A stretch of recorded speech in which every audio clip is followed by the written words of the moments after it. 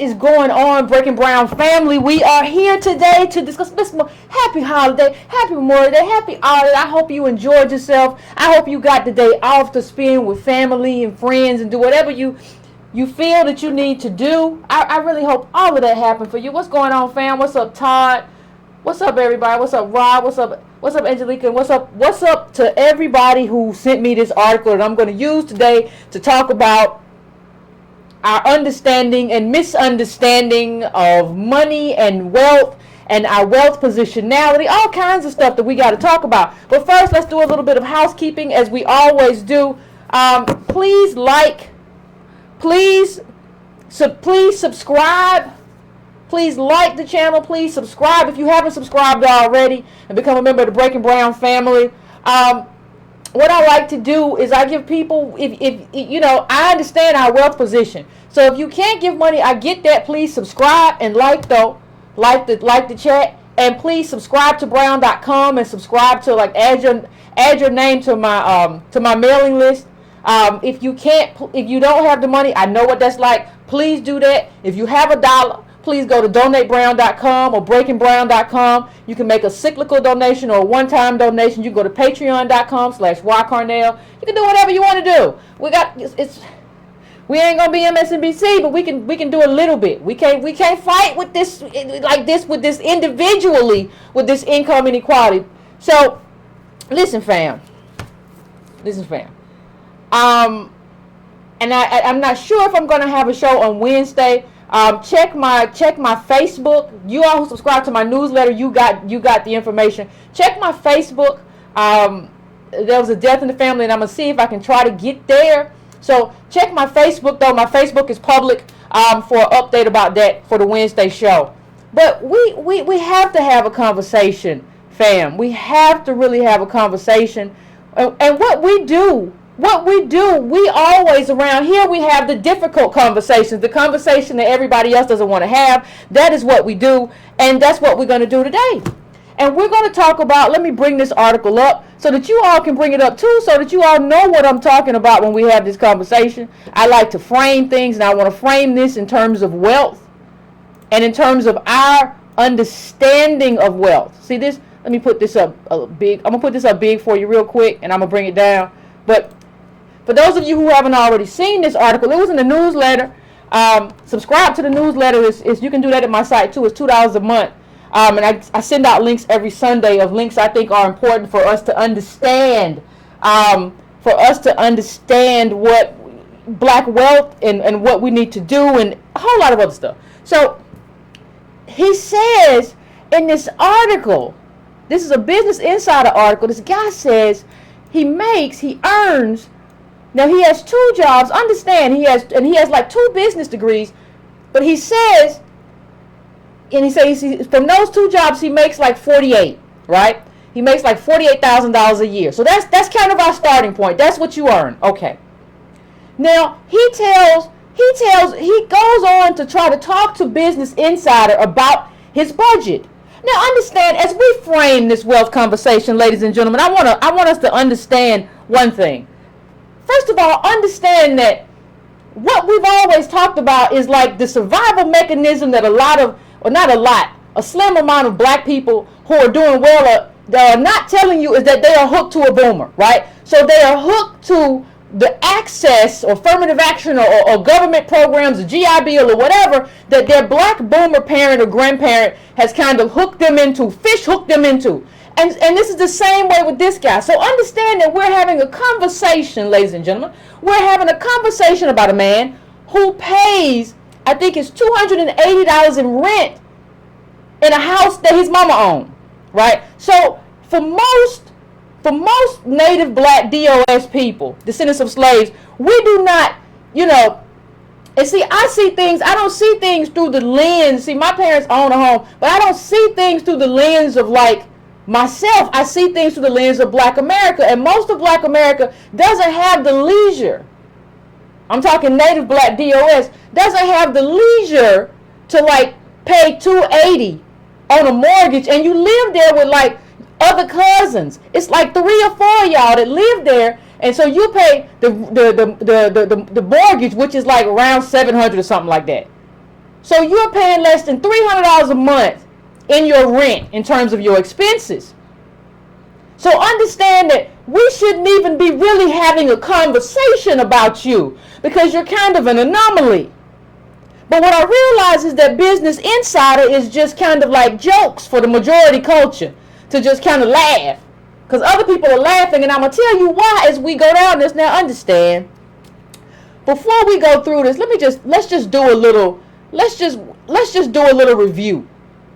Some of you may not remember, and I'm not going to go through it all because there's a video which I talk about a lady who drives for Uber, and I play a video which shows that the people who drive for Uber, you're really making less than minimum wage.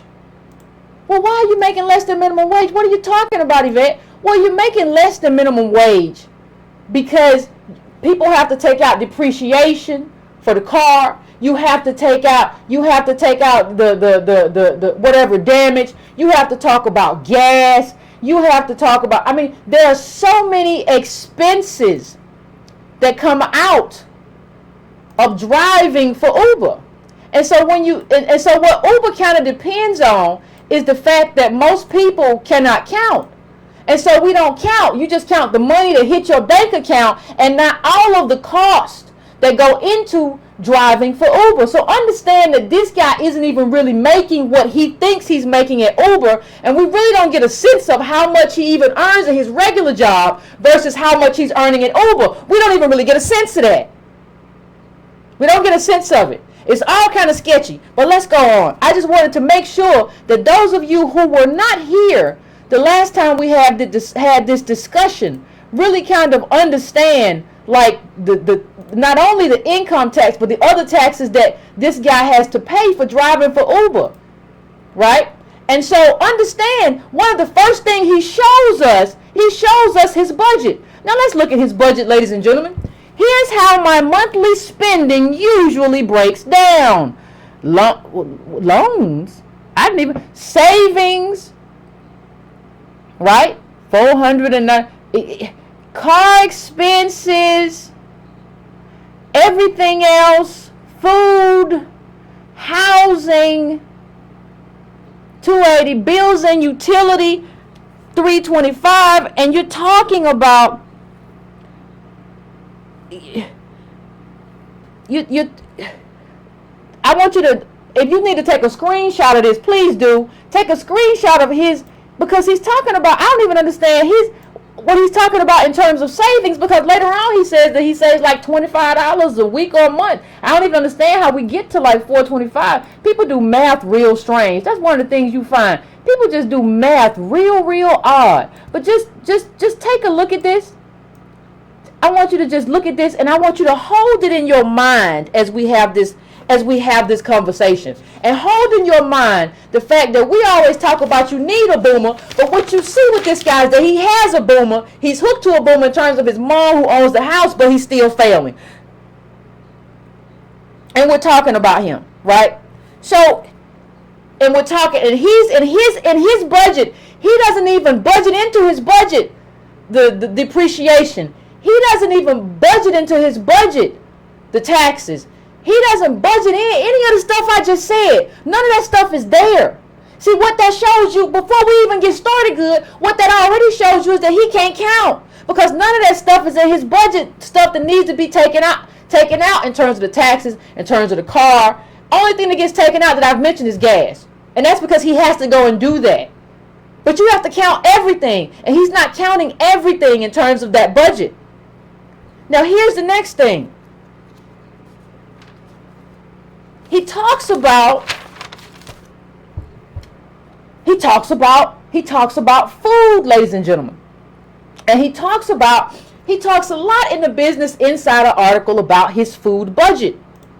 Now, and he says something that just kind of struck me. He goes through all the days of the week. And he goes through what he eats and what he's drinking, what he's doing with his 25, what he's doing with his 48K. And you get the feel that this brother thinks that he really has some money. Because he's not counting the real cost of driving for Uber. So you get to, I'm going to put this up big and then I'm going to make it a little bit smaller. But what happens he talks about one of the days was Friday, and he said, well, he forgot to pack it. He forgot to make breakfast, so he didn't have time for breakfast. Let me tell you something, ladies and gentlemen. And I want you to look at breakfast is $4. Breakfast is $4.71. But that's before he went to Walmart and bought like a USB for the car or something like that. And you see how much he spent. He spent $28 on Friday. Let me just tell you something. Breaking Brown fam. And I'm gonna tell you this because ain't nobody else gonna tell you. But everything that this dude is doing is ludicrous. Let me just tell you something. As a person who is working class poor, that's who you are. Because see, the fact that you drive for Uber, let me tell you what that means. You think you have a job. Let me tell you, you do not have a job. Driving for Uber is a representation to everybody else, and it should be to you. Driving for Uber is a signal that you're unstable. That is a signal and an expression of your instability. You are not stable. You do not have a job. You do not have a job with any kind of security into the future that pays you a given 50 and all the benefits and everything that comes with that. You drive for Uber and you're making less than minimum wage. What I will tell you is that if you are doing that, if you are doing that, you are in a very precarious position. And this guy is talking a lot about food. There's a lot of mentions of food and nothing else. And he's in a precarious position. Let me tell you what you get to do if you're one of us. If you're a descendant of slave, if you're a native black, let me tell you what you get to do. You don't get to go and drop by and say, I only spent $4 on food. Can I tell you what you get to do? Let me pull up the clip. I'm going to show you. I can show everybody better than I can tell everybody. You don't get to forget about your food. This is what you get to get. You see this banana? Bananas are 56 cents a pound.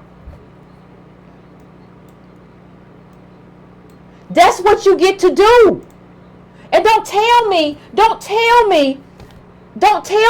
Yvette, that's not true. I get to eat whatever I want to eat. Listen, we don't have any unions. If there was a great article that I put about the new aristocracy that I'm going to kind of talk about, that I put the 9.9% in the last newsletter last week, but what that shows, we don't have any unions anymore. And the CEO pay went up in correlation with the unions being defamed and taken away. So we don't have any collective action or avenues like we used to have. You don't get to forget. Poverty equals planning. If you don't remember anything else I say, please remember poverty equals planning. And you think he making $48K, that he ain't poor, that stuff is gone tomorrow. And it ain't no money in today's America anyway. That's not any money. Towards the end of the show, I'm going to show you what it means to be an American. And what the money, the wealth that is required to be a member of this country, to be a citizen of this country. I'm going to show you what that looks like. I'm going to show you what that looks like. And this reads like when you read this article, I don't know how many of you have read this article, but it kind of reads like a 12-year-old talking about what they do on lunch day. Like I went downstairs and they had pizza. And I went downstairs and today they had soup. It feels like my rendition when I was a kid. I went downstairs and they had Salisbury steak.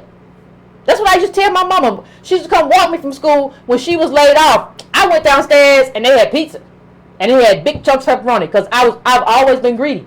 But that's not the issue. The issue is why poverty equals planning. So let me just tell you something, ladies and gentlemen. He doesn't get to do that. What you get to do is to put a banana or orange near your door when you leave the house. Put your fruit basket near your door. And when you leave, if you've forgotten to pick up your lunch or to pick up your breakfast, you're going to grab a banana and 2 oranges. Because guess what? That's the best fast food. Then you got to unpeel them junks. They built for you.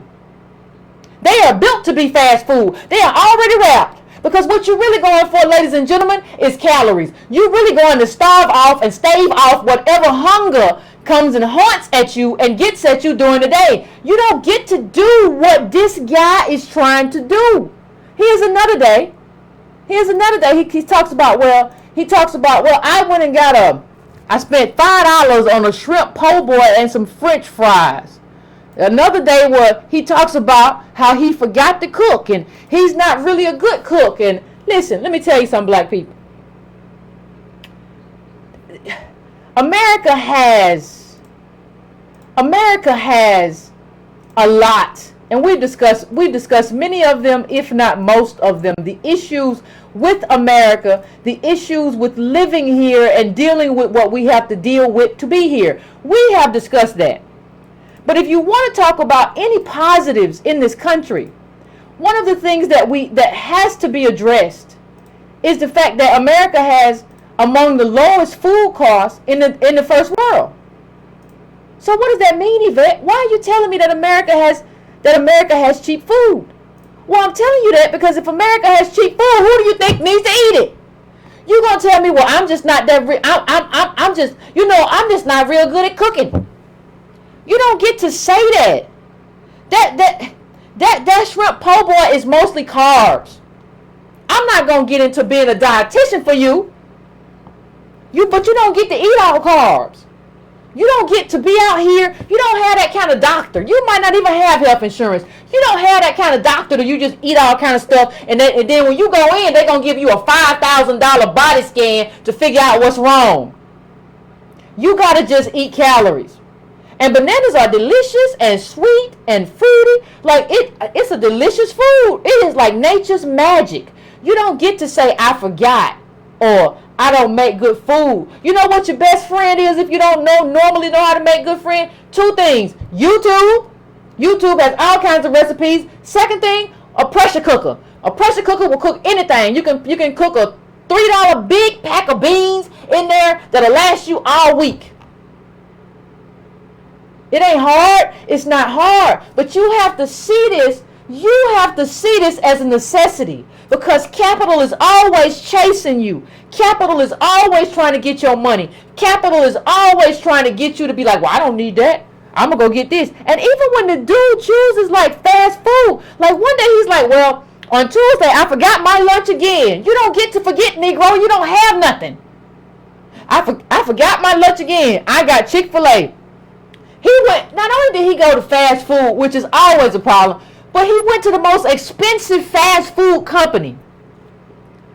Chick-fil-A is by far the most expensive place you can buy fast food. That's where you went, and you always forgetting your lunch. Like at a certain point too, just stop lying to everybody. Don't stop lying to me. Stop lying to everybody else about how you just be forgetting your lunch. Just say like, I don't really have the discipline and will to kind of just like eat these fruits and stuff. See me? Like people say, well, when I travel, and I'm not saying we don't all sometimes fall short and end up eating somewhere that we shouldn't eat. But this guy said, well, I do it a few times a week. It's a few times too many.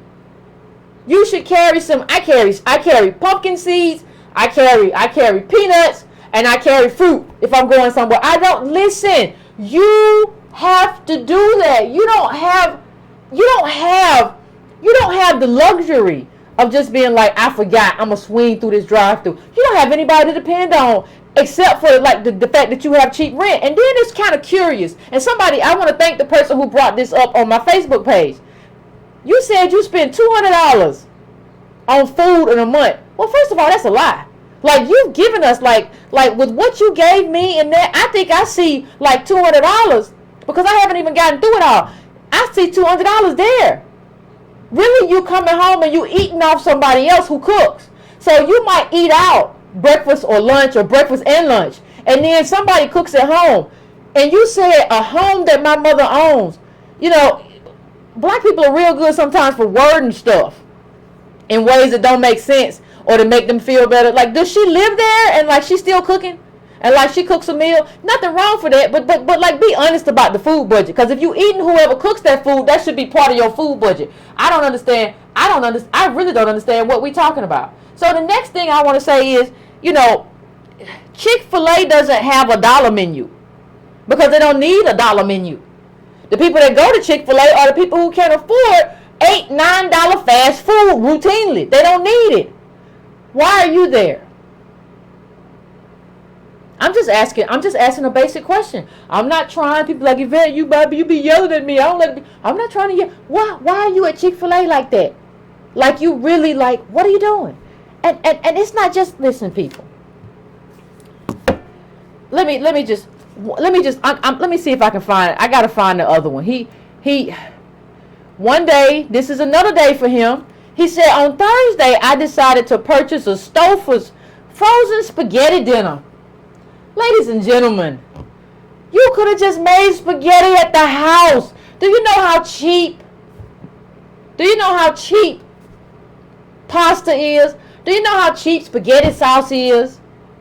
Throw you a little bit in there of meat in there if you gotta have meat. Do you know how much cheaper that is than buying a Stouffer's? And don't tell me, like, this stuff is so ready-made now. I don't want to hear anybody say to me, like, well, you know, Yvette, cooking is hard. No. If you're gonna eat spaghetti, whether it's with ground beef or turkey or whatever, you brown it with a little seasoning, put the spaghetti sauce in, and then you put it with the noodle. Like, that's not hard. You just don't feel like you have to do it because you don't understand who you are, and you don't understand you black, and you don't understand that being black means you're on a bottom caste. You don't understand who you are. So you do this, you talk in this article, which is just basically jokes. Like, it's just like jokes for white people. Like, look at this Negro, he don't even know, like, what is he doing? Like, he makes 40, there's no money, and he's driving Uber, he's like buying Stouffer's. But I ain't even gotten to the biggest part. Let me tell you what this dude did. Listen, this brother went to Whole Foods and bought what is basically a $4 piece of cake. I didn't say a $4 cake. I said he bought a $4 piece of cake. It's called chantilly cake. Did you all know what chantilly cake? Because I did not know. I don't even know if I'm pronouncing the cake right. If I'm not pronouncing the cake right, y'all please tell me. Y'all please tell me if I'm not pronouncing chantilly cake. Because I thought it said chantilly, and maybe I pronounce, because I've never eaten it. Now understand that he said this food, he said this cake, he said this is one expensive but delicious piece of cake. See, one of the problems is, like, we have learned the language of wealth. We have learned how to project wealth and aristocracy. But that's not who we are, and that's not where we come from. So we have appetites that don't make no sense. Now, do you know what this brother should have bought instead of this Whole Foods cake? You better go get you some Duncan Hines. The whole box of cake. That's a whole cake. You just got to put the eggs and stuff in. That's a whole cake for $1.48. I think that was at Target that I priced it. That's a whole cake. You can have a whole cake. You can have a piece one day, have another piece another day, another piece another day. But you went to Whole Foods and got you a piece. Well, it's delicious cake.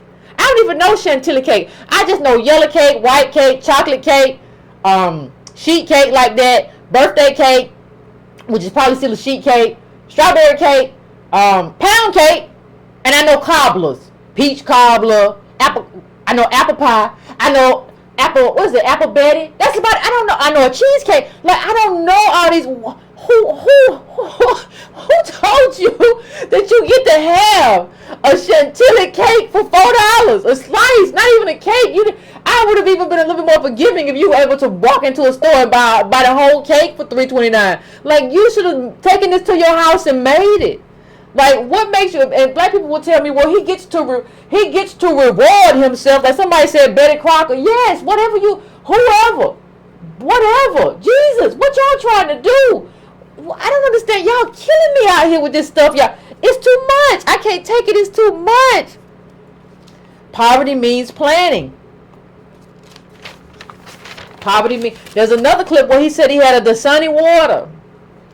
Why you don't have a nice, if you gonna have bottled water, why you have a little nice NICE water from Walgreens? What you doing with the you went in and got a Dasani water? What are you doing? And see what this means, this is why this is so important. And I'm going to show you. See, he thinks he's a member of a class that he's not a member of. And it shows you really how confused we are and how we think we have luxuries that we don't have. Right? And he only has $6,000 in school debt.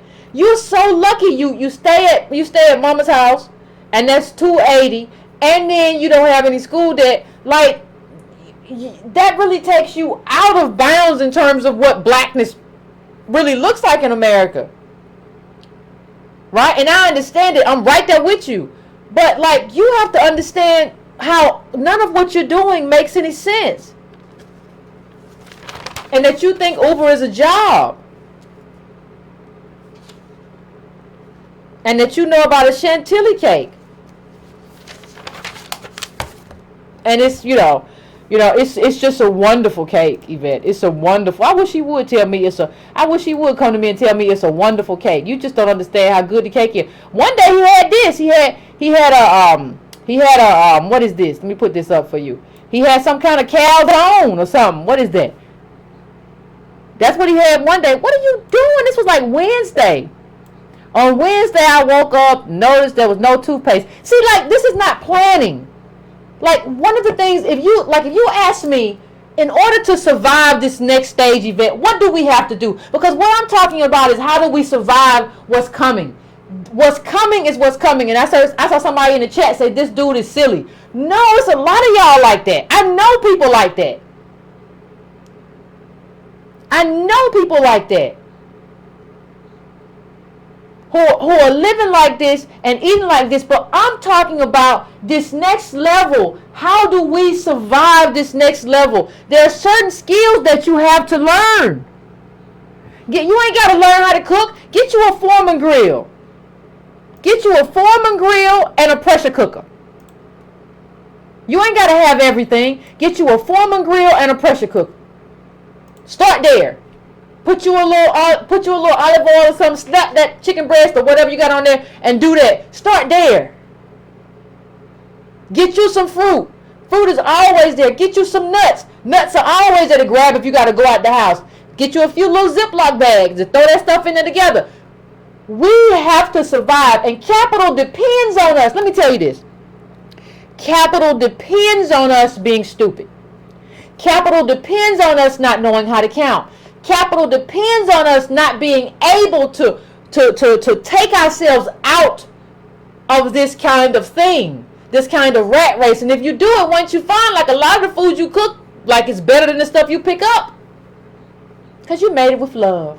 But I'm being serious. Like, Kroger's has 10 for 10 vegetables. How often? Very often. We have to survive. And part of being able to navigate that. Now listen, he talks about he's saving money. Well, I save $25 a week or whatever he says he saves. That's not savings. I don't know. I don't even know. I don't know what he think he doing. But that's not saving. That's like, what you really doing is putting away light bill money for like a bad month at Uber. And he says, well, I went on vacation. I say to go on vacation, and I'm going. I'm Miami, and I'm gonna go here. And he says I went here with some miles, and I went here with my Southwest card. He doesn't really understand that like all these cards and all this stuff is making a fool out of him. Like, when you can't afford to live where you live, how you gonna go somewhere else on vacation? You can't even afford to be where you are. He can't afford to be where he is and live where he is and do what he does. And he gonna try to take that somewhere. You ever try to be on vacation and be on a budget? Vacations are not for budgets. And people be like, no, Yvette, white people budget too. Yeah, budget, like, we shouldn't spend more than $4,000. Let's try not to spend more than $4,000. That's not budgeting. Like, you really out to eat and you like, woo-wee. That chicken is $17. Yeah, it's $17 because you can't afford to be here. All this stuff is going up. I remember I don't really eat meat much anymore, and I've said this before on the show, but I remember I went to the last time I had like Wendy's like 2-3 years ago. And I remember I went there and somebody told me that like the lady rang up my meal and it was like a double cheeseburger meal or something. And she said it was $8 or something. I said, ooh. I said, you must have rung up something wrong. I I only have one. She said, yes, ma'am. No, it's right. She read it back to me. Oh, my God. What's going on at the Wendy's? I was shook. And so I did, for other reasons that I don't get into. But, like, it's best for me to just eat black eyed peas and rice and a salad. I'm not, listen, I'm going to cook my own food. I don't know what everybody else is going to do. But what I will tell you is that you can't go around here eating Chick-fil-A all the time and then be asking your friend who cook all the time for $20. I'm going to tell you, your $20 is at the Chick-fil-A. Why don't you go get it back? See how that work out for you. Because part of the math is that people who are irresponsible get to lean on and use black people who are being very responsible. No. You got to cook your food too. You don't get to police what I do. You don't get to police what I do because you don't want to get the money. Well, yeah, you're right. So I'm just not going to get the money. Because you've been out here living the life of Riley, honey. You've been out here living the life of Riley, sir.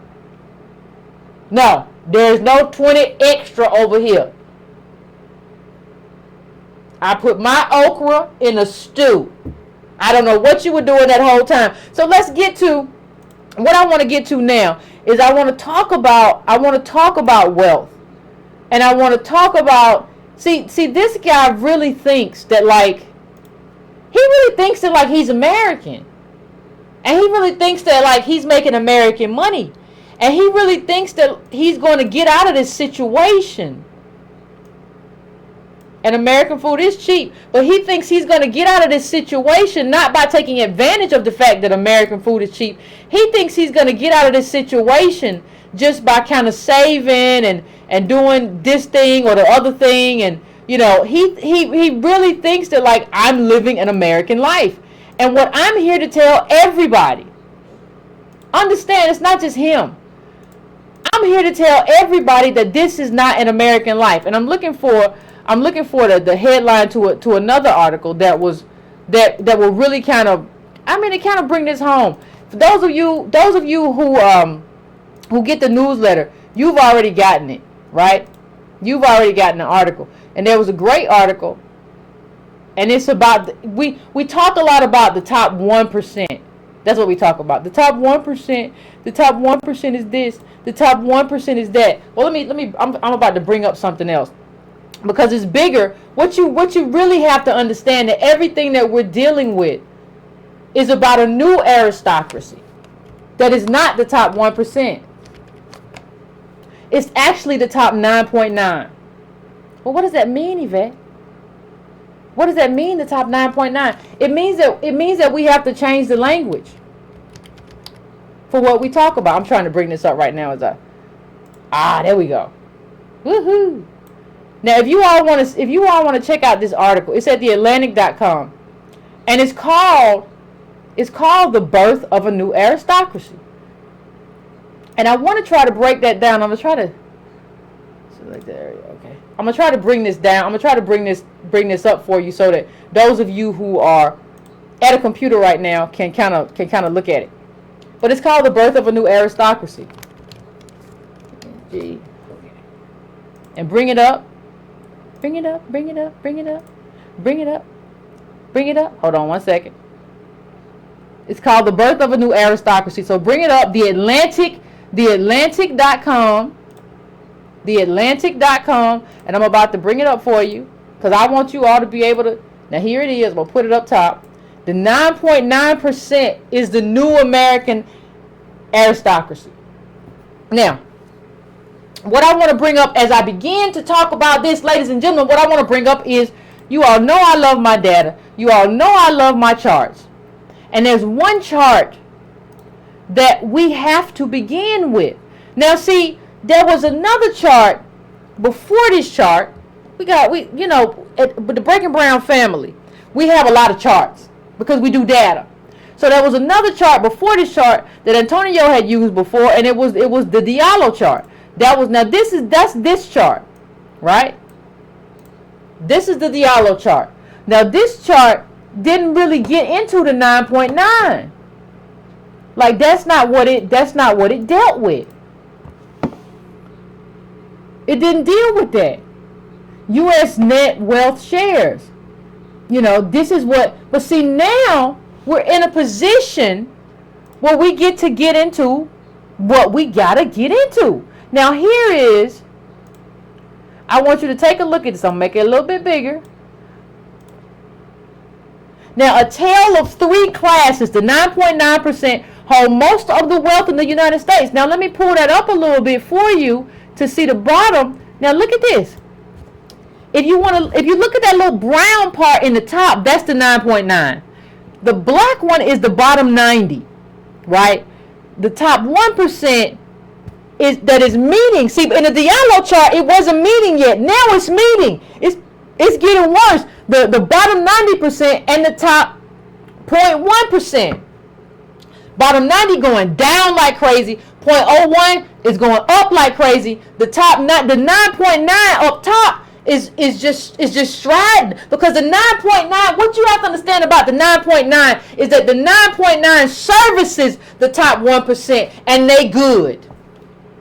They are good. Now, well, what do you mean, Yvette?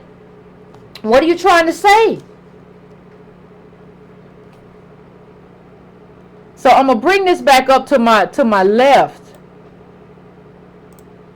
so that now you can see it all together. You see the top, you see the bottom, now you see it all together.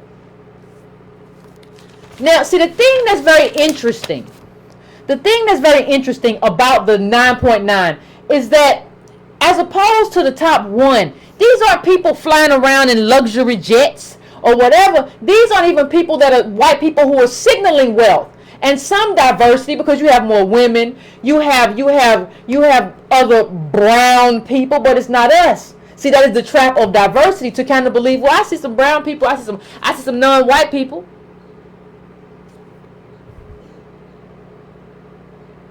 Right? Isn't that the scam of it all? Now, the other thing to understand, I want to bring up, because I want to understand where we are. Like, it's one thing to understand where the country is, but look at this. We are bottom 50% of black households are worth less than $1. So we are the bottom of the bottom. We are the bottom of the bottom. Please understand that and try to digest that as we kind of go forward. Please try to digest that and consider that in the context of this tale of three classes. Consider all of that as part of your context. Okay? Please understand that what the top 9.9 does is kind of treat you as an ornament. So you get to teach everybody soul circle for exercise. Right? You get to be the black friend. You get to be in photographs. That's what you do.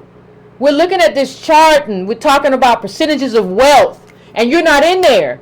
Our bottom half has less than $1. In terms of, once you take out depreciating goods, we're at like $1,400 right now. Used to be $1,700. Please understand the context of this conversation. And please understand, when I talk about this, what I'm talking about is who has the wealth and what that means. See, what's happened is the 9.9, what they've taken advantage. They've locked it in. Like, it's locked in. And they are solidifying and further locking in that privilege that they already have. Now, what does that mean? The top 9.9 is like 1.5 million. We only have like 200,000 black families in there out of 20 million. And they, the whites have 10 million families out of 83 million in the 9.9%. Please understand what that means. We are not represented in that 9.9. So don't go around and say, well, Yvette, we're in the 9.9 too. Did you just not hear the contrast I just gave you?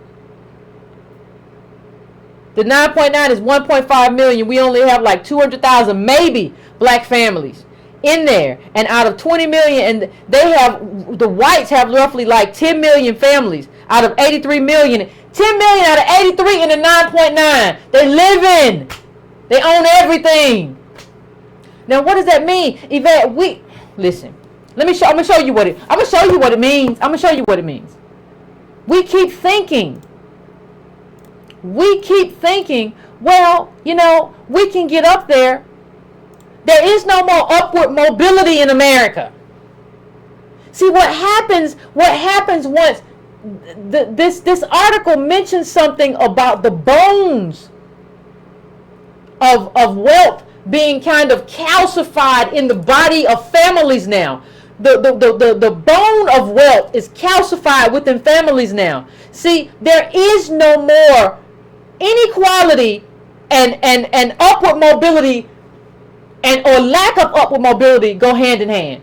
When you have large sums of inequality, there is no more upward mobility. When you have this calcification within families and this calcification at the top, that locks out other people. There is a correlation between what people have and what other people don't have. There is a correlation between the 9.9 and the top 1 locking that in and locking in their wealth and locking in our poverty. And so what you find is that they have something now called, what do they have? Let me see if intergenerational earnings elasticity. I love the term people come up with. Intergenerational earnings elasticity. And so when you say that, what you're saying is that the people who move out of, like what you're saying is that people born on the bottom don't move out of what they were born into. And people born at the top, 9.9, top 1, all of that stay in the realm of what they were born into. And the people that we do have in the 9.9, when I talked about us having black people in the 9.9, those are nearly all boomers. Those are people who are going to die, right? We are not creating new money. The economy is not creating new money. You'll see, look at this chart. Tracking global wealth. What you see is North America's fortune rests heavily on the performance of existing assets. Existing assets means money that's already made, while lots of new wealth is being created in the Asia Pacific region. See, what they're telling you is that America is no longer in incline, America's in decline, and the new money is in developing countries.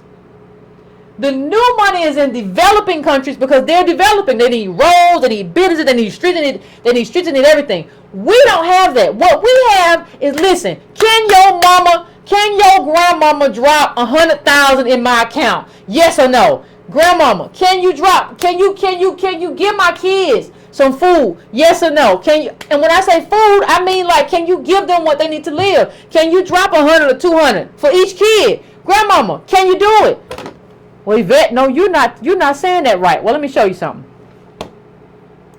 That was an interesting study, ladies and gentlemen. That was an interesting study.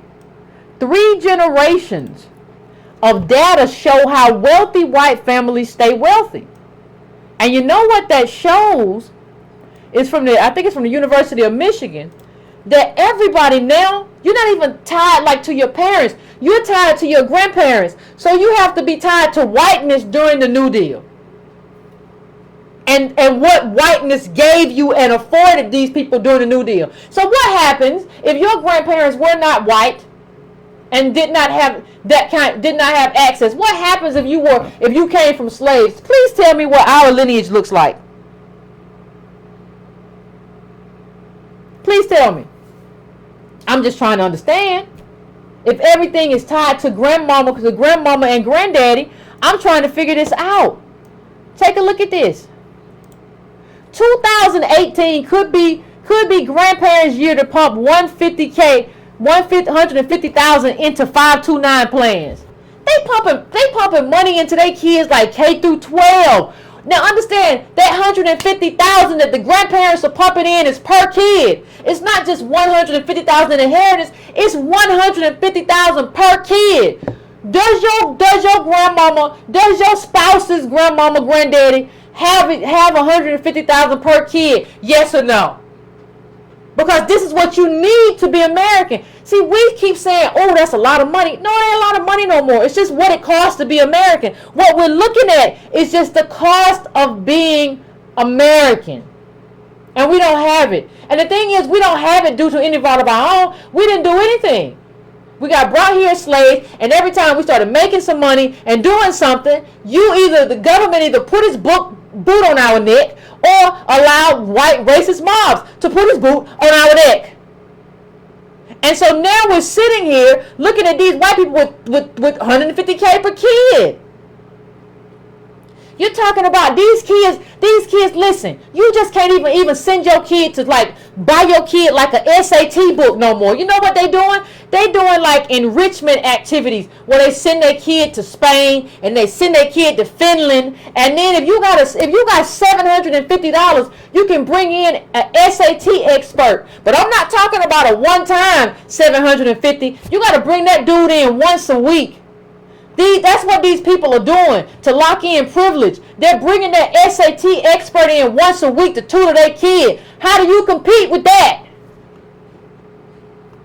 Just asking the question, waiting on an answer. You cannot compete with that. They're saying now, if you look at the article I was talking about the new aristocracy, was talking about how they bring nannies in now and say the nanny needs to have a degree. It's a given that just because you got a degree, you're not going to be like them because the privilege is locked in. So listen, we want you to have a degree, preferably in early childhood education to be our nanny, and we want you to have 5 years experience, which means you ain't got no time to be doing nothing else. That's what we want for our nanny. And that's what we're paying for. Because the privilege is locked in. The inheritance is locked in. You don't get no money from work. You don't get no money from work no more. Work is devalued. Ain't nobody making no money. There is nothing to invest from work anymore. Money is taken in terms of inheritance and dumped in some kind of trust and dumped in some kind of an investment. That's what it is now. You can be the nanny.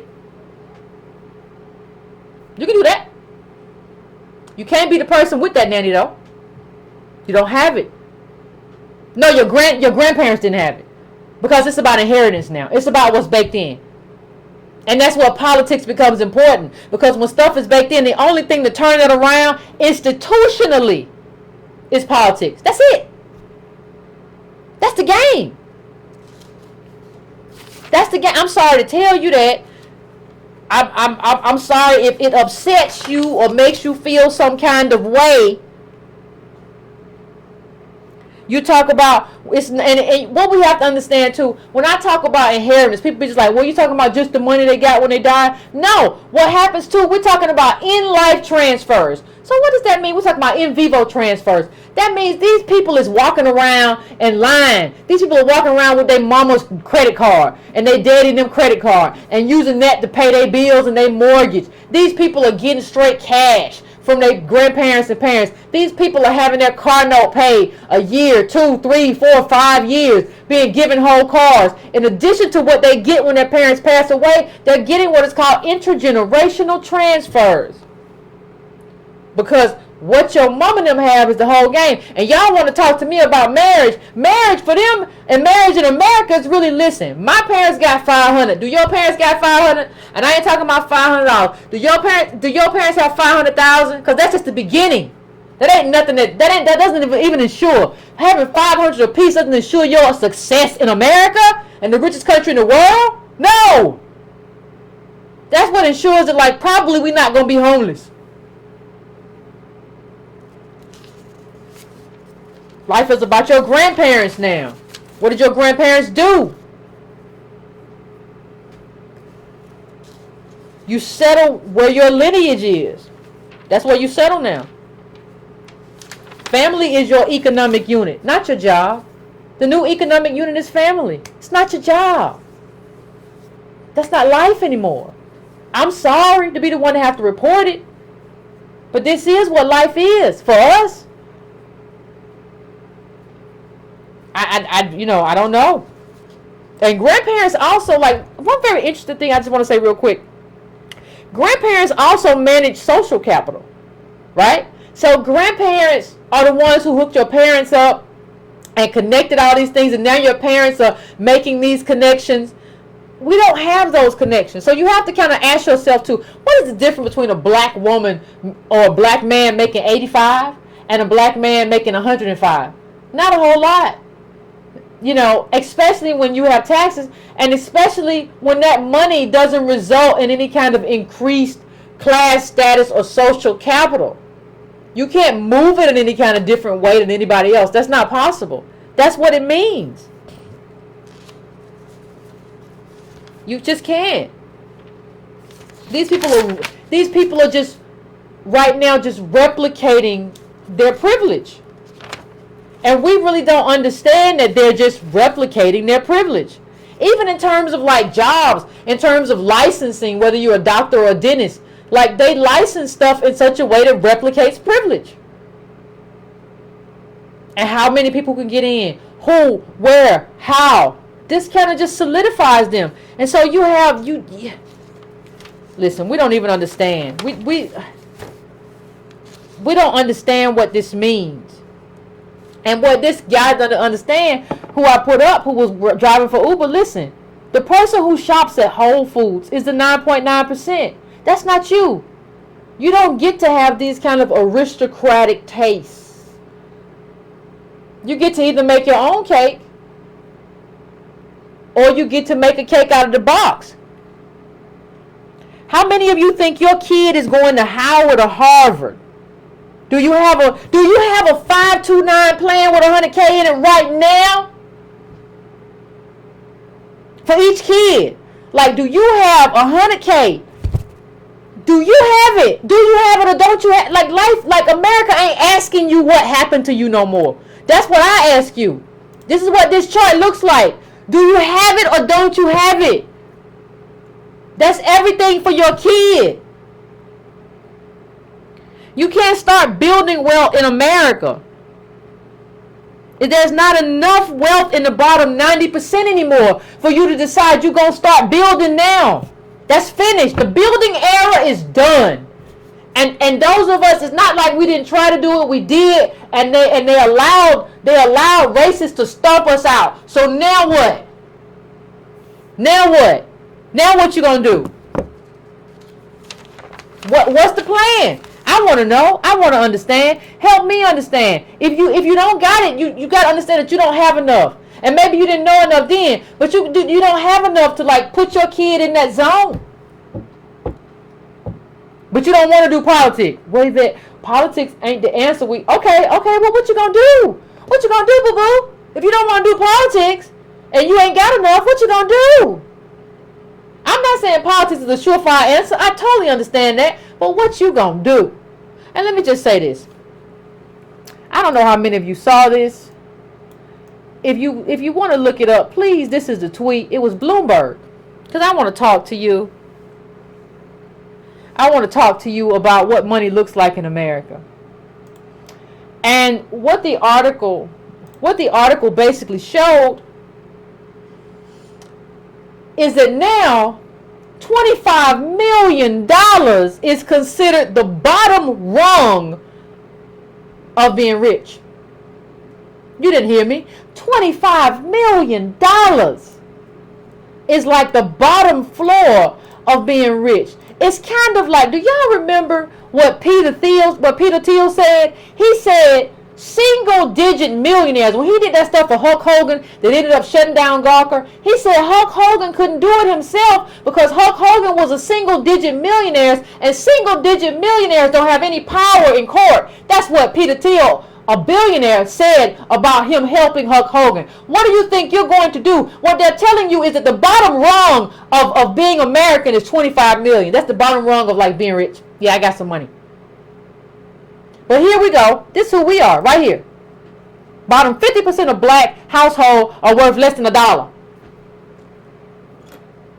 What was the median? And what was it? Boston is like $8. That's 2 cups of coffee. Negroes be worth 2 cups of coffee, talking real loud. We don't get represented at the top. We in the bottom third of the bottom 90. Like, how are we are in the bottom third of the bottom 90 as a race. We ain't at the top of the bottom 90. That's 1 million. To be at the top of the bottom 90% of people is 1 million. That's not where we are, people. Please understand. I'm not saying this to upset you. I'm saying this to inform you. Please don't have an emotional reaction. It's not necessary. I have not done anything to you. I have not done anything to you. Let me put this up a little bit bigger so that you can, a little bit smaller so that I can get my big light bulb head in here.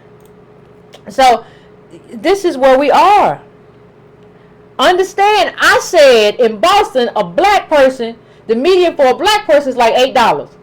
That's 2 cups of coffee. But you know what $8 also is? It's 2 slices of that chantilly cake that Uber driver was going to go have. Understand what I'm saying? Now, you say 25 million is the bottom rung of wealth right now. Understand what that also means. They talk about, well, when do banks begin to have a conversation about you in terms of investing for you? Not at 25 million. You can't have a worth of 25 million and get a bank to have a conversation with you about investing. Some banks will start talking to you at 50 million. And then for other banks, it's 75 million.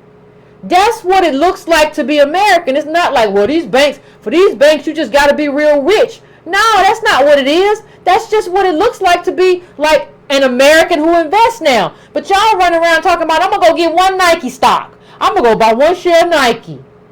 Because you got to start somewhere. All right. Okay. All right. All right. Whatever you say. If you like it, I love it. But not really. So, ladies and gentlemen, I've been going on for about an hour. I'm going to take a break as usual and set up the phones, and then we'll come back and we'll have a conversation. So give me like 3 minutes. We'll come back and we'll talk about this chantilly cake, and we'll talk about our wealth position and what it means to be American.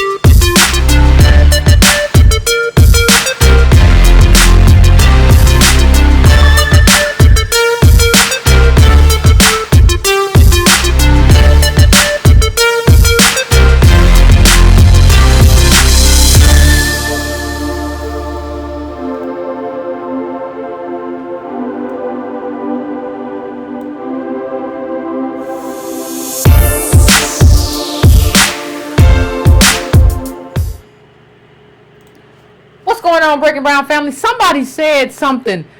We should talk about the cost of daycare. I just want to put this up real quick because I have a lot of stuff that I always have in the toolbox here that I set up for shows that I don't necessarily put up because I just get to talking. But I want you to just look at this. Los Angeles infant care and child care center costs an average of $14,000 per year, while infant care and family home center that's like $9,000.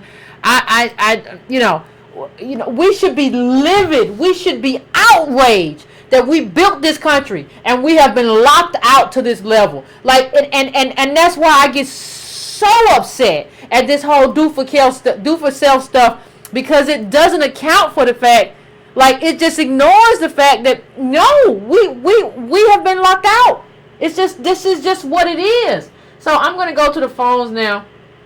I'm going to I am going to 240. What is your name and where you calling from? Calling looks funny today. How you doing tonight, Sister Yvette and Breaking Brown Family? This is Roz from the DMV. What's going on, Roz? I'm doing all right. I can't complain. Lady, you hitting on all cylinders tonight with that budget. I saw that brother's budget and I about fell out. I'm like, what is he doing? I mean, I knew better in college days to not live like that. That's just ridiculous. But we're going to have to start getting real about our budget. I mean, we need to start just like, instead of competing with the Joneses are our family. Yeah. We got to start working with the Joneses. I see too many times black people, we sitting up here too busy trying to compete with our family members, compete with the neighbors. Look at what shoes I have on. Oh no, we need to start saying the words, no, I cannot afford it. And live with it. Just settle in it. Yeah, and don't be ashamed of it. You ain't got nothing to be ashamed of. You don't have anything to be ashamed of. Yeah, I mean, what's wrong with saying I can't afford it? I say it all the time. Partnering with people in our own community. I know for me, I partner with senior citizens to find out where the nearest food pantries are. And if I can't make it because I'm at work, then the seniors will go out and they'll pick me up some, say, organic spinach or whatever. Because it's expiring in 2 or 3 days. And I don't have any shame in my game. You can get free organic food at a lot of these food pantries. But people too proud I've known people, no, I'm not going to go to the food pantry. No, I'm going to hit that food pantry if I can do it. I'm going to go volunteer for a food pantry and try to bring back some fresh fruits and vegetables. I don't understand it. Yeah, and the thing is, we save money when you can save money. Yeah. And eat well. I mean, you can eat. I mean, I don't eat meat, but they have meat. They had turkey breast. They got chicken. They'll have all kinds of. I had pollock, 2 packs of pollock fish, frozen, and I ate well off of that fish. I haven't been back to the store to buy any because I can wait till the next time they get a new batch. But people need to start using their brain instead of trying to. Who are they trying to impress? I'd be ashamed to show their budget. I ain't got nobody. That's the first thing. Like, I ain't got nobody. Thank you, Carla. I appreciate it. But thank you. I appreciate it as always. I ain't got nobody to impress. But the second thing is, like, and I agree. I wholly agree with the caller. But in terms of what I said and what she said, in terms of what we need to do in terms of our budget. But understand that your budget will not save you. And your budget will not save your kids, even if you have a good budget. Like, there has to be some kind of political solution for the situation that this country and the people in this country have put us in. And we need to work in that direction. I'm not out. See, the thing is, with too many of us, we feel like, well, Yvette, that might not work. You damn skippy, it might not work. But we don't get to just sit here and be hypothetical about what might happen, because you got to be doing stuff. You know, what was that old Cat Williams joke? Tried that way, didn't work. That way, didn't work. Went that way, didn't work. Went that. You got to just keep moving this political thing until we can get some stuff moving that works. And even stuff that don't work necessarily on the national level, you might be able to get something locally that works for you. We don't have a choice. We don't have the luxury to kind of sit around and abdicate our responsibility in the political arena. We gotta be in there. We gotta be in there. We don't have grandparents that bequeath us $1 million. We gotta be in there. We don't have no choice. This is not a game. I'm going to 917. 917. What is your name and where you calling from? Hi, Yvette. This is Stacy from North Carolina. How you doing tonight? Pretty good, Stacy. What's going on? What's on your mind? Well, it just occurred to me that really America is living in a caste system, and nobody's really acknowledging it. Where the caste system in India is, religious, but basically if you're born from a poor family, you're going to be poor. Well, if you're black, you're going to be, poor anyway. And I think our very emotional reaction to that is because, we've always heard that you can live the American dream and you can do what you want and have what you want and be what you want. Well, that was never the dream for us. Yeah. They needed us to buy into that, to support that dream for other white folks, but we were never part of that. Yet the delusion is we really do think we are part of that. Yep. That we can do and be and and have whatever we want, and that's how we're living our lives now. It's a very emotional response to what's going on, the reality of what's going on in our lives. And I think as black people, we tend to don't want to throw money at it. Yeah, I agree. Thank you, caller. I appreciate you. I appreciate you for calling in. But yeah, I think we don't understand. Like, if you Brown v. Board mentioned that we were headed towards like a caste system. Like it was understood. And you have to understand, like, we're not a caste system where, like, we came in from another country. We built this country. This is the country of my birth. This is the country of your birth. And, like, but they have everything. And we have nothing. And we built this place and nobody's angry. And you can't tell me you're angry and then say you don't want to do anything politically. Because that's the arena for your anger. Your anger is not, I'm going to go out here and start No, this is the arena because the government did it. The government did it and the government allowed it to be done. This is the arena for your anger. You don't get to abdicate that. That's not how any of this works. I'm going to the next call. I am going to 669. 669, what is your name and where you calling from? Hey, Yvette, this is Terry from Atlanta. Hey, what's going on with you? Kelly. How you doing? I understand we were talking about the budget. Yeah. The black family budget, but I think something that we're going to need to begin to discuss is the subprime auto loan bubble that all of the economists are planning. They're saying that it's going to bust because, of course, us being the bottom 50%, we can't pay back a lot of these debts that we're taking on. And this housing bubble is going to cause a crash in what they're planning. So, as far as the budget, it's not going to matter. It's not going to matter at the when it comes down to these collapses that we're headed for. And Iran just left the dollar as its trading currency. So we're about to go to war with Iran. I mean, these things are coming up, and we're not really discussing. I can understand about the budget, but there are bigger things. Yeah, but the thing is, it's hard. The thing is, it's hard to really get into international relations and international politics and a war with Iran if you can't eat, right? Like, see, the thing is, there's a hierarchy of understanding, just like there's a hierarchy of needs. And if you're in a position where, like, you're having a hard time getting food for your family, it's very hard. And I don't even know if we should. I'm not saying that you shouldn't understand international politics on some level, but like, you can't really have that expectation of me if this country is not giving me the tools to be stable and make sure my family has food to eat. Yeah, I understand. See, this is the thing, though. I think people seem to ignore history. Okay, there is no change without a sacrifice of blood. So if you want to change something, you want like some sort of revolution, there has to be a fight. No, brother. Let me stop you right there. If there is a let me just say something for the people who keep talking about revolution. If there is a revolution, I'm not saying like revolution, like running around on the street shooting guns. That's what you say, brother. You mentioned blood. What you mean if you mentioned blood? No, I mentioned blood. Like, okay, Martin Luther King, he died.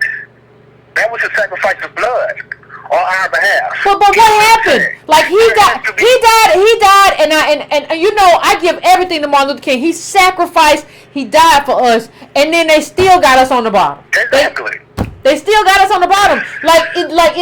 And then we had so many people who marched with King, right? Like Andy Young and all those people who just ran to get money. So like we don't have, and so because there were a lot of assassinations. Martin was just one. There were a lot of assassinations during that period. You know, this country has not answered for what it did to us. Well, ignoring those assassinations and acting as if we can move forward without just a serious look at what is the cost of moving forward? What is the cost of this political fight? And it is a cost. Everything comes with a cost. Yeah, but I agree with you. On that, I agree with you. I think there might be a cost because these people are vicious. And, you know, I put in the newsletter the article from The Guardian about this guy who he was actually went to tape a neo-Nazi rally. He got stabbed, and then the police charged him. Like, that's a cost that he paid to try to combat, you know, this sort of thing. Somebody in the chat mentioned Fred Hampton. Fred Hampton was assassinated in his bed because fiance laying right next to him. Like so in terms of that, I do agree with you. What I was just saying in terms of like trying to, I always caution people when they try to say they want revolution because the group that's most poised to revolt is the right wing, and they got a lot of racism over there. So that's what I was talking about. But I do agree that there's a cost. But like, you know, I think people need to be okay with kind of paying a cost. Like I look at this when I see myself on YouTube. People are like, well, Yvette, you're just on YouTube. I realize that there are a lot of opportunities. If I want to get a job or whatever, these videos are not going to go away. So even with that, that's a cost. That's a cost, right? And so what has to happen is that you do have to have more people paying the cost. And that's why I try to tell people, like, a lot of y'all don't have good lives right now. Most of y'all, we don't have good lives. We've been locked out. Like, so you should be willing to pay a cost because we have been locked out of what it means to be America. So we have to be willing to pay a cost. Like, we have to be willing to be out there because the good life that affords people the American life, this American life has been stolen from us from a country that we built. We don't have any choice but to pay some kind of cost. So I agree with you. And it might be a cost that just ends everything that you know. But like, what are you really living for? Like, the thing is, like, at the end of my life, I would like to think, whenever that is, that I really did what I did to do. I did what I could, and I paid the cost. And I would like to believe that paying whatever cost I had to pay infused my life with meaning. Because life is nothing without meaning. Life is more than just kind of chasing a status or whatever. Your life should have meaning. So one thing I want people to think about is like, what do I do in terms of my group to kind of like bring meaning to my life? So it is what it is. But go ahead. I'm going to let you last word. Donald Trump said you ain't got nothing to lose. You know what I'm saying? So what is he telling you? Yeah. I agree. I know what you're saying. Y'all have a wonderful evening. You too, brother. Family, I love you, Yvette. Keep doing what you're doing. Thank you, bro. I appreciate you. Thank you for the comment. Yeah, everything. Yeah, we want to have politics. I agree with brother. We want to have politics without anybody paying a price.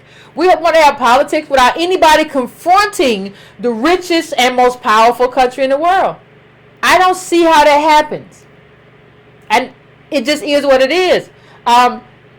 There is going to be a cost, right? There is a cost to everything, you know. And we have to kind of come together as a collective. And the people who pay the cost, like, the people have to be willing. Like, see, the thing is, the people who pay, if I go to a rally tomorrow and get bopped upside the head and broken up, like, I need somebody to pay for my medical bills. Like, or I need somebody to help nurse me back to health. Like, we love to put activists and a bunch of people out there, and then when they suffer and there's a cost, well, I ain't tell them to get out there and do that. I don't know why Yvette was out there. She was like, ain't nobody tell her to do that. She was out there. If I can't get a job, I ain't tell Yvette to be on YouTube. You know, that was her thing. Oh, you make me. Anyway, I'm going to area code 618. 618, what is your name and where you calling from? Hey, Yvette. What's going on? I'm calling from Illinois. Well, I'm calling to talk to you about the Uber situation because I did Uber from January of last year till I was T-boned by another driver, uninsured. Yeah, T-boned. Tell me about it. Uninsured and suspended license. Oh, wow. So I did that up until then. I did not realize exactly what was going on and how my budget was going while I was doing Uber. Okay. I think I was so excited about the freedom of the job that I didn't look at all the costs. Like I was spending probably 40, because I lived in the Chicago area. Okay. So I was probably spending like $45 to $60 a week just on gas. Mm-hmm. They don't tell you like Uber in Chicago, like you can always get people to ride with you, but a 20-minute ride probably will get you maybe $8 to $10. Like, and so people aren't being like honest about just how low the cost is for you to drive. Like for you to get a good drive in Chicago, like you would have to drive for a good hour with a person to get about maybe $35, $40. Oh my God. Maybe. And so like people try to hype it up, and even myself at the beginning, I was like, oh my God, this is pretty good or whatever. My goal was to make at least like $100 a day. But people don't understand, like I'm waiting in my car, like I'm sitting in my car a long time. This dude is talking about fast food. You spending almost, like for me, I would maybe bring a breakfast with me, but then I would have to somehow eat somewhere in Chicago. That's about $10 per meal. A banana. Take a banana and an orange. Like, y'all got to start understanding. Food is about calories. It's not about how it tastes to you. Get some calories in you. Fruit and peanuts will do that. Nuts are really high in calories. But I'm sorry, go on. Right. But I think when you drive, you just not think, like I said, like you just trying to get that next ride in, and you don't know who the person is, then you don't want to eat in there. You know, people have their little nuances and picks and stuff like that.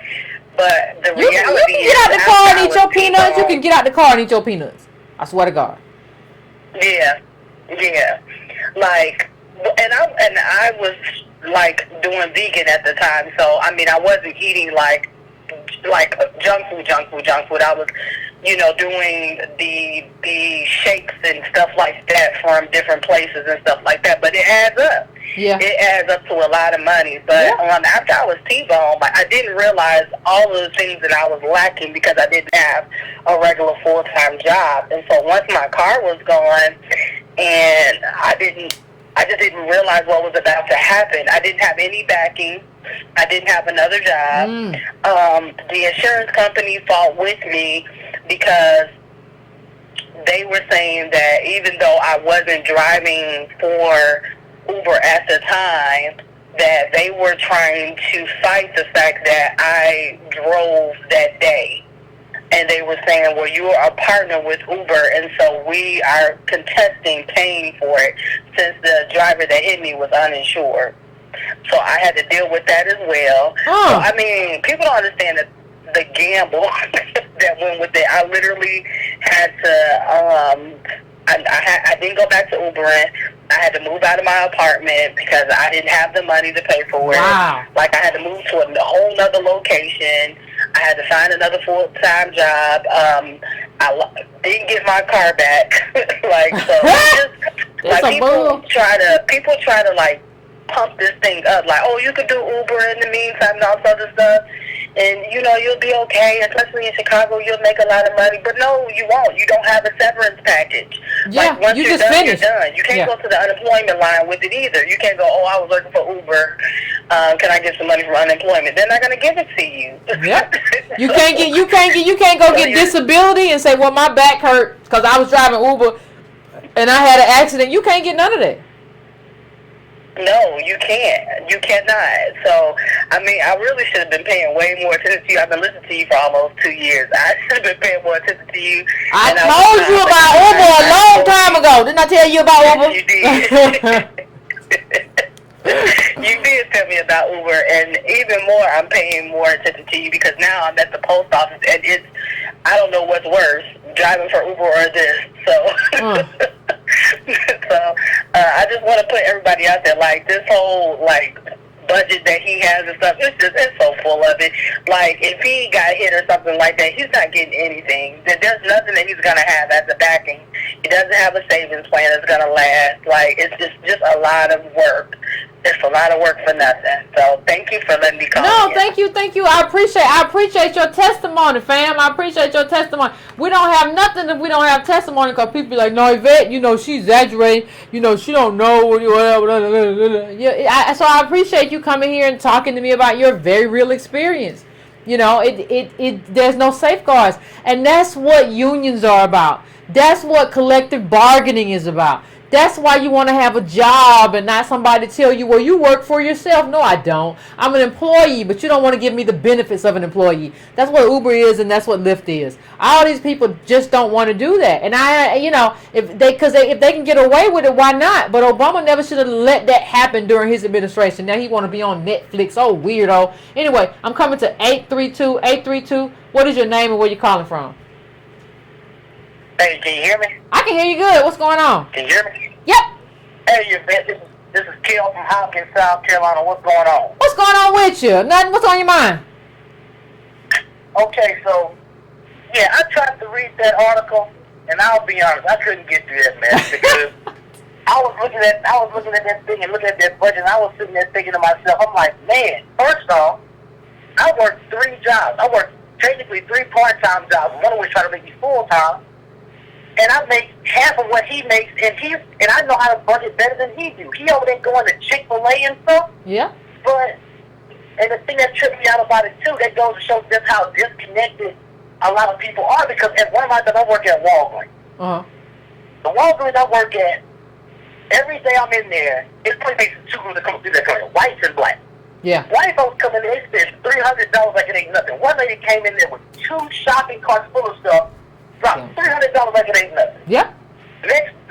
The very next day, a black lady came in line. She was arguing me down about a price of a deodorant, and that I had no control over.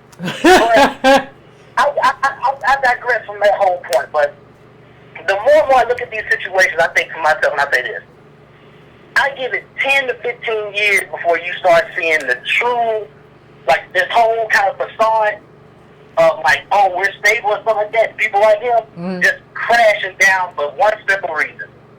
Once those boomers that support them start passing on, one, they may not even get an inheritance. Some of them may be lucky to get a little bit of money, but the vast majority may not get no money at all. Yep. And when they do pass, they're gonna find out stuff like, oh well, they left a credit card there, or the land that I thought was mine was not mine. It's actually owned by. And hold on 1 second for me, caller. Hold on 1 second.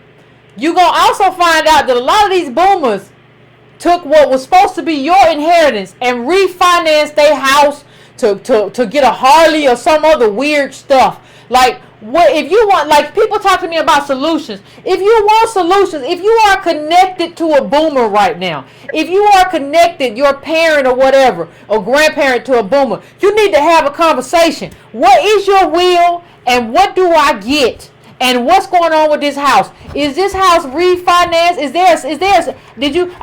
I'm sorry. Some people got a second mortgage on their house, not a refi. Did you get a second mortgage on this? What is going on with this property? How much is this property worth? Y'all got to start having real, and I just had this experience myself personally, and I'm just not telling you anything. I had this conversation a year ago with my parents. Like, you start having this conversation. Hey, what does this look like for me? And then you got to be prepared for your siblings and other people to be like, well, screw you. You got to be prepared for these interfamily conflicts because people are going to be fighting, and you all have to get together and try to make it peaceful and try to have a family meeting and work it out. But you can't be having nobody that don't have a will. Don't nobody want to go to probate court. Like, let's get the will together and figure out what we're going to do and figure out what's equitable and figure out what we can do and do what's best for the whole family. Don't try to just do what's best for you or sister them or mama or mama don't want to talk about it, or Nana she don't like talking about death. You don't get the right not to talk about it. We got to talk about this house and what it's worth and who gets what and how it's split up. And I need you to have a will. You can't tell me that it's going to me and Michael Jr. or Sarah Lee or Maybell. You got to put that in a will. All of that stuff has to happen. It just has to happen. We have to get serious about our business. So I'm sorry, I just want to say that as a solution caller. Go ahead, what you're saying. Oh, yes. That's all good, but yeah, the reason why I said that, though, is because, think about it this way. One of the jobs I work at a museum, so I work around these quote-unquote liberal white folks and whatnot. They work a minimum wage job, but they're connected to either a spouse or a partner that makes 6 figures. And what they get that 6 figures most likely from. Yeah, partly from the job, but partly from some grandparent or something like that. A lot of these black folks that are like that guy in that article, once their parents pass on and stuff like that, they're going to be just like me. A person with a college degree, 10 years work experience, and working 3 jobs just to make ends. 3 jobs? Not to basically do it big. Yes, 3. Not to do it big, not to have fun on the show and nothing like that. No, just to pay bills and survive. But that's all I had to say, Yvette. I'll talk to y'all later then. Yeah, thank you, Carla. I appreciate it. But yeah, I think people say, do you want to see people fight? Like I think you want to do it in a way as best you can, where if you can, where it's not necessarily like disagreeable. Somebody mentioned I'm reading on the comments like a trust, like a living trust. People are mentioning all kinds of stuff, but like. One of the things that we're very good at as Native Black DOS, we're very good at avoidance. Like, we're very good at avoiding the situation, avoiding the confrontation, avoiding whatever. And it's just like we have to talk about it. We have to talk about what you have. We have to talk about what you don't have. And we have to talk about when you leave how this is going to be split up. And we have to have the conversation. And I don't think enough people really want to have that conversation.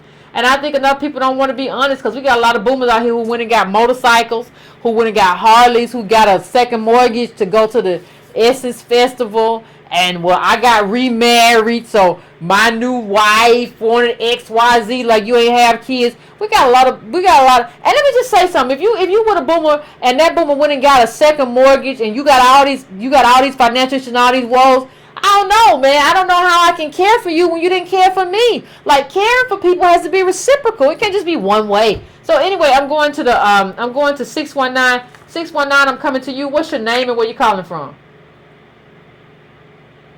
Yes, good afternoon, Yvette and Basic Brown family. What's going on? What's on your mind? I'm 56 years old and I'm a boomer. Okay. And, I've been following you for about 8 months now, and you say some very pertinent things here, and I just want to call in and let you know that it has really shook me to, it has shaken me to the teeth.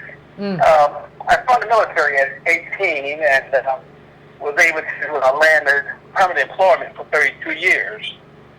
And after employment, 32 years, I was able to accumulate a nice little nest egg. And during the housing crisis back in 2008, during President Obama Bush era, I was able to acquire property.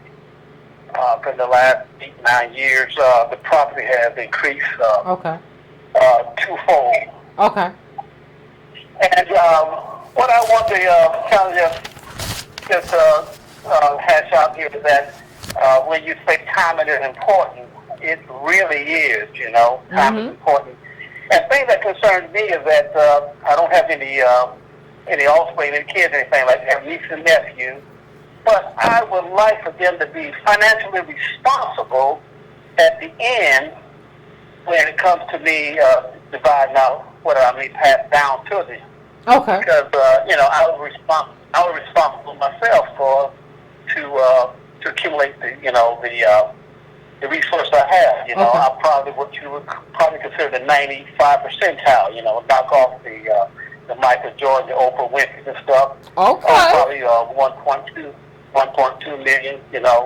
In total assets. But the thing is that I think it has to be a financial responsibility that should they, receive that, they will be responsible and take this and run with it, and not to just waste it. But the question becomes what kind of kid or grandkid did you raise? Like, a kid is only as good as you raise them to be, right? So if you raise if you raise a good kid, if you raise a responsible kid, you can give them small things in life, like in life transfers, and you can see how they do with it and how they manage it. Like, a lot of this comes down to how you all raised your kids. Well, yeah, these are my nieces and nephews. Your sisters and brothers raised their kids, not you, because they're not your kids. They're your niece and nephew. So how your siblings raised their kids? Correct. And so I would hope that they would definitely be responsible and to like I say, take the ball and run. And in conclusion, like I said, I've been following you for about 8 months, and I'm going to tell you that I owe back pay because I'm going to want to assign myself to the newsletter. So I'm going to get around to bringing everything up the current there. But keep doing what you're doing. I'm going to be calling back quite a bit, and my name is Monty Fandango, and Fandango. Take care. Have a great evening. I appreciate you, Fandango. I appreciate you. Thank you for calling in. I appreciate you, and I appreciate hearing from boomers in terms of what their fears are and what they think, their nieces and nephews, or if they had kids, or what their apprehensions are, because we have to understand. We have to get together and work this out. I'm not here just hating on boomer. I feel like, as a group, not as individuals, you all failed on certain levels, but there are things that we still have to work out, and I'm here to try to work them out. I negotiate. So anyway, I'm going to 336 now. 336. What is your name, and where you calling from? What's on your mind? Hello. How you doing there, Miss Yvette? This is Tracy Pretty good. From North Carolina. What's going on, North Carolina? What's up? What's on your mind? North Carolina in the house, Yvette. I'm calling today because I want to turn up your lines. I want to get these donations popping. Oh, I want to thank you. get the lines So hot. kind. I got something for you, Miss Yvette. Okay. Just sit back, Miss Yvette. Get your libations. I'm out. I got something for you, Miss Yvette. Here we go. Okay. Here we go, Miss Yvette. I'm sorry? What happened? Yvette Carmel, Raiders, mind of all time. Y'all killing me. I gotta let you go. You're killing me. I gotta mute you. You're killing me. You're doing a rap. I'm sorry. I gotta let you go, but I love you. I love you, fam. I love you. What's going on? Let me. I'm sorry. Let me go. 617. I'm coming to you. What's your name? Where you calling from? This is Reggie from Boston. What's going on, Reggie? Wow. I love you, fam. I love you. We just gotta talk. I can't hear you doing the rap. What's up, Reggie? I'm sorry. This guy that they profiled, he's off the chain. Boy's off the chain. Yeah. And one thing I really appreciate about the Breaking Ground Tone Talks fam, when you and Antonio posted that article up, everybody saw this guy coming from a mile away. Yeah. So I just really appreciate that. Just this political education is really taking hold. But what I found just really interesting, I mean, he says he makes $48K. Yeah. It's from a government job, Uber, and his side hustle / blog or whatever. Yeah. All of that coming together for $48K. That's about $15,000 per hustle per year. It's like, what are you doing? Then you want to turn around and talk to me about financial literacy and legacy. Did you check out his blog either? No, I didn't. I meant to, but I didn't. His blog is called The Peerless Money Mentor. It's like what are you even talking about? I think he really got, I'm thinking when he sent his thing to Business Insider that he really felt like, they was gonna get his blog popping.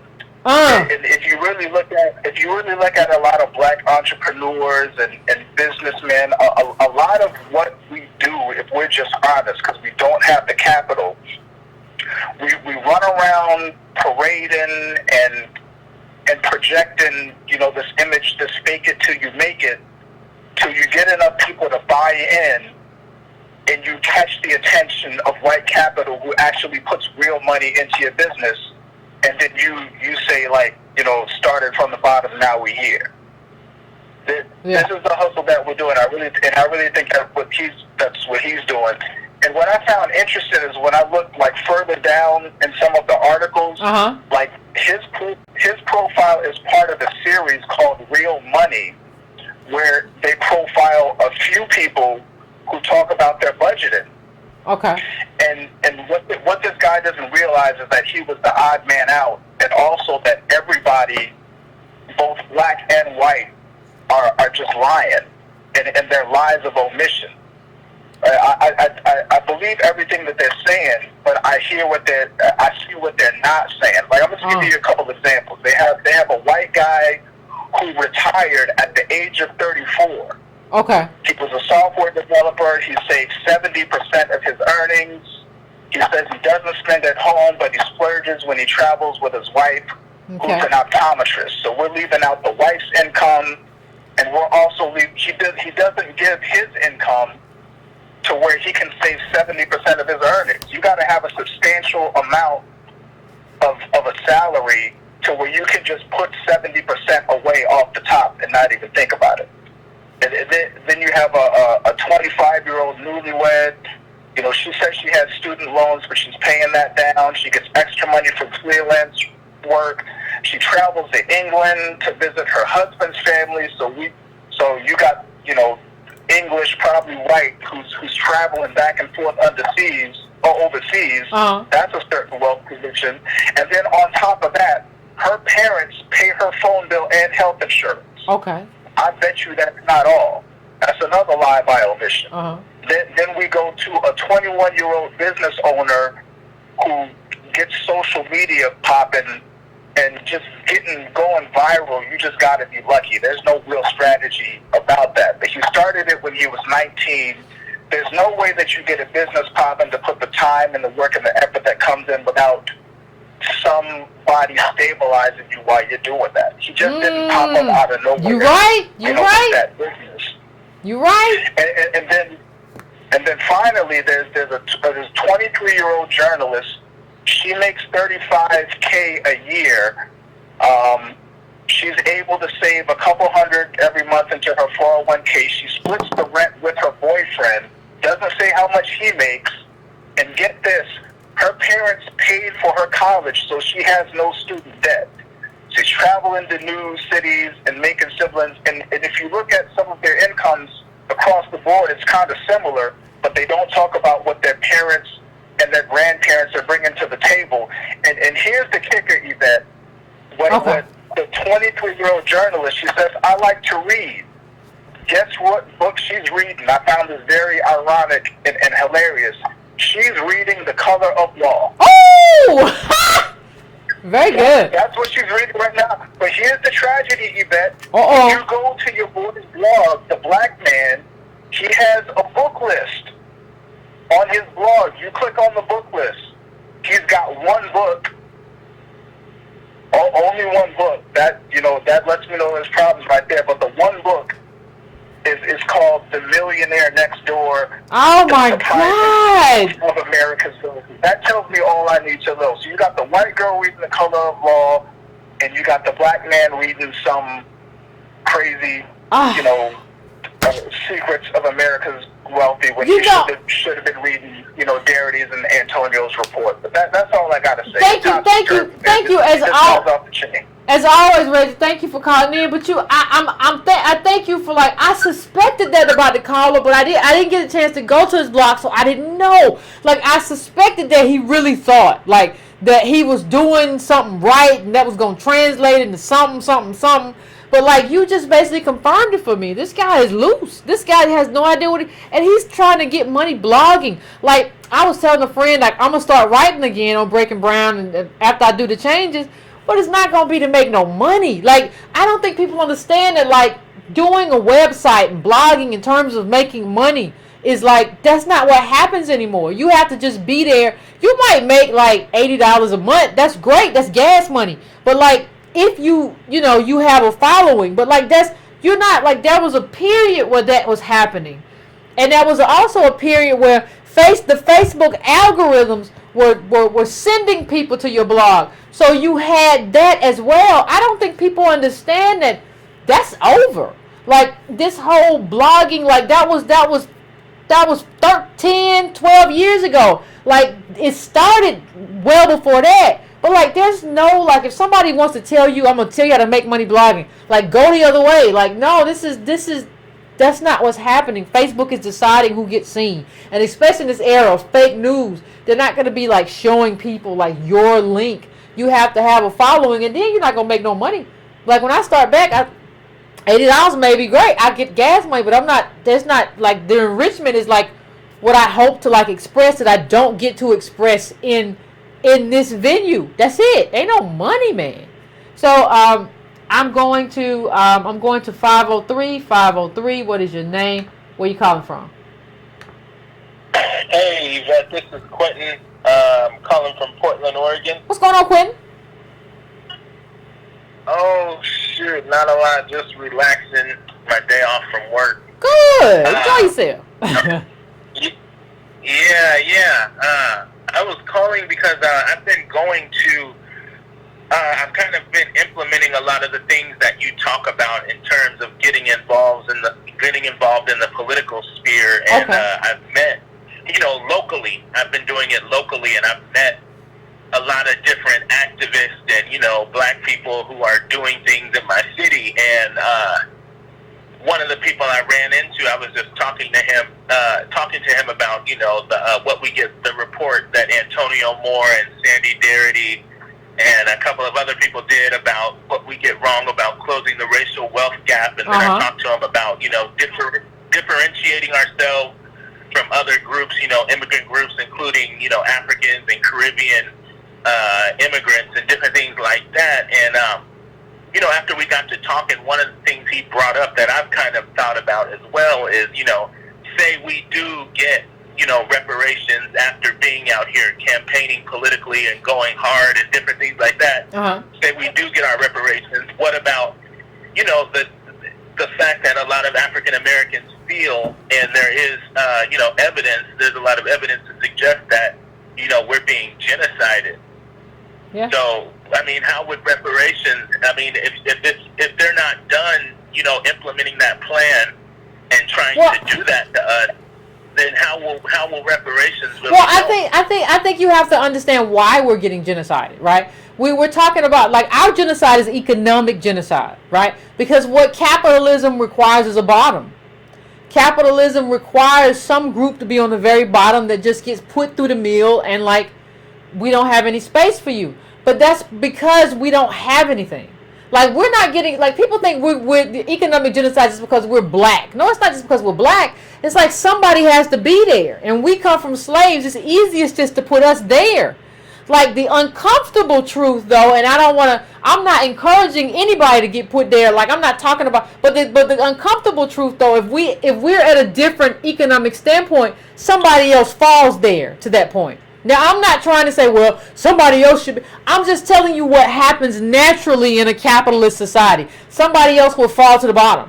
Like, if we're not at the bottom, somebody else is going to be the bottom. So that's going to happen to somebody. It's just not this group. Right? And so that's just the reality of capitalism. Now, if you want to change that, I'm all for it. I'm all for it. But the reality of capitalism is when we're no longer the economic bottom, somebody else falls to the economic bottom, and then they get got. And like, I didn't create this system like this. I didn't do it. I don't have any responsibility in creating it. I'm just describing to everybody what happens. Yeah, and I tried to explain to him, too. I mean, I didn't have really a strong defense at the time when he said it, but I said, like, when, say when the police do an unarmed African American, and we feel like it was unjust or it was wrong or, the writing is on the wall. I mean, I think if we had, the finances and the but that's because understand why they get shot. They get shot because we don't matter. And in the richest country in the world, you don't matter when you don't have no money. Like, and when people see us, they come from slaves, they poor, they probably out here drug dealing, doing whatever. They don't matter. So you have to put people and police or whatever in a situation where, if I walk up on a black person, I don't know if they got money or not. These people got reparations. They got hooked up. They're doing all kinds of stuff. They got all kind of college stuff. When I walk up to a black person, I don't know what they got. So I can't just assume they don't matter. It's not happening because you're black in color. It's because of your economic situation too. You don't matter. Like what they tell you when they shoot you in the street is you don't matter. You ain't got no money. You're nothing. You're garbage to society. You don't matter. Like money. In the richest country in the world, money changes all that. Now, I'm not saying, like I said, I'm not encouraging anything. I don't even, Yvette's encouraging us to just no, I'm not. I'm just telling you, like, this is what it is, not what I want it to be. I don't control any of this. I'm just describing the situation as I see it. Okay, so you're saying that if we were to have, if our economic situation wasn't the way it was, we got reparations and had wealth and stuff, that would stop. Yeah, the people who get it are the people who are economically at the bottom. Like I said, I didn't create this situation. I don't like the way it's set up. I'm very much opposed to it. But the people who get the worst of what America, the worst of America has to give are the people who are economically at the bottom. And that has always been us. So you cannot talk about like, well, what happens if we get reparations? I will tell people, well, give it to me first and let's see. Let's get it and then let's see. Because once we're not economically at the bottom, like things change. And we can, like, you see, like most of these people, like even when you see a lot of people who get shot and who get killed, these people are living in poor neighborhoods. Like I was reading a story that was in the newsletter about in Chicago, in the ghetto in Chicago, this cop was basically in there just dogging people out and just shaking people down and arresting people for no reason. But it's because of where they were. They were in the ghetto, so he knew that these people were powerless because they had no wealth. So he did it because he could. What I'm saying is that in the richest country in the world, wealth begets power. And so you're not that group anymore when you have wealth. Somebody is going to be that group, but it ain't you. And it ain't me. Yeah.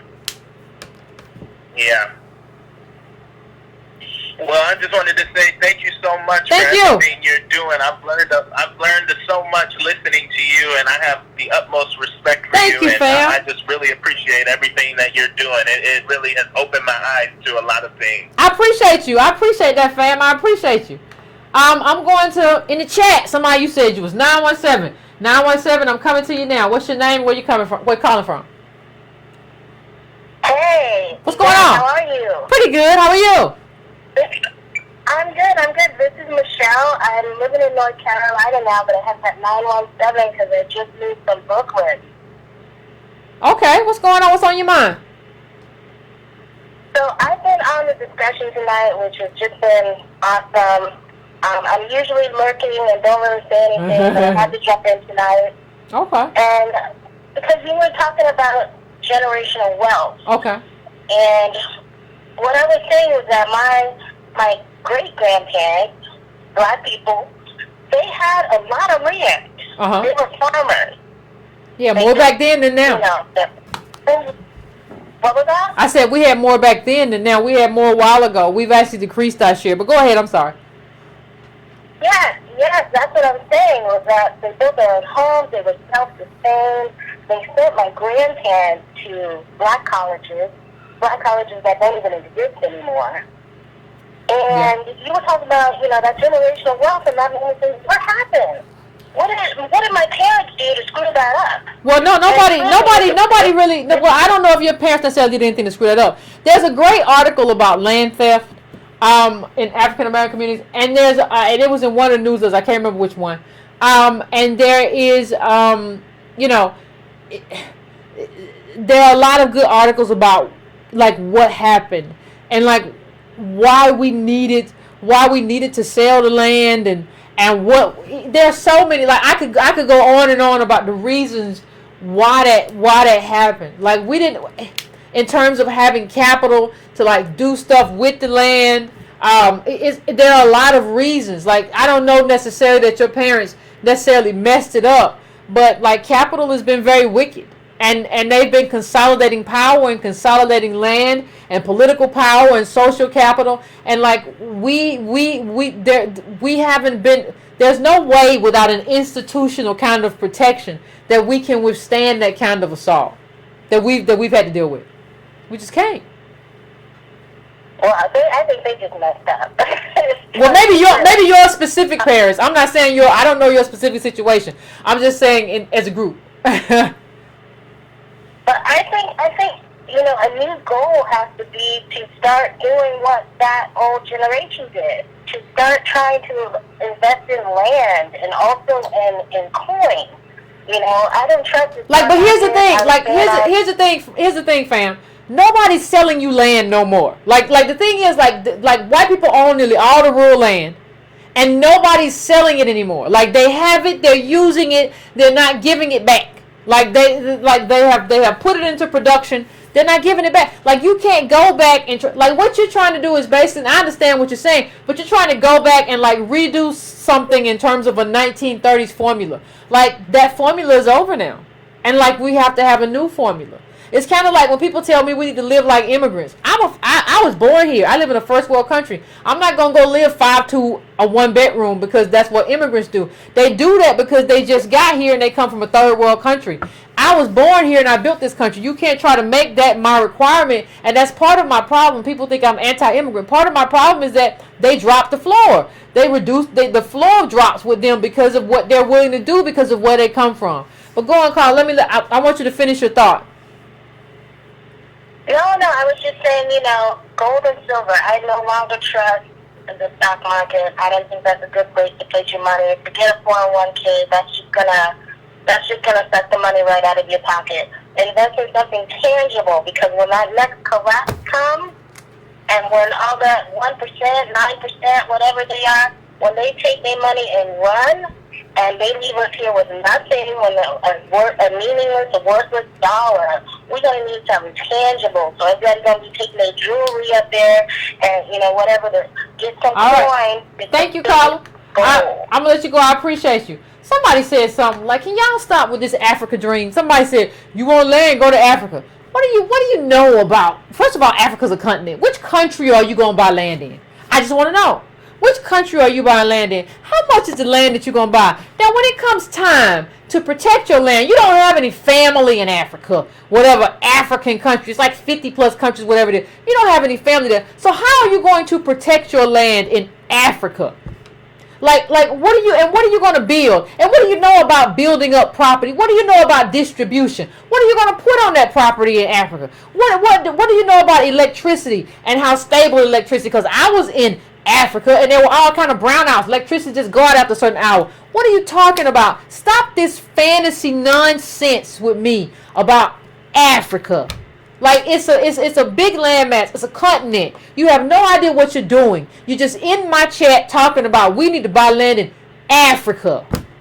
Just like stop this. Like what you can't even do politics in America. You think you can do politics in a foreign country? And yes, I don't care whether you go to Nigeria, I don't care whether you go to Kenya, I don't care whether you go to Ghana, that's a foreign country. If you can't even do politics here and figure that out, how you gonna figure it out in Africa? You all I just can't stand these pipe dreams.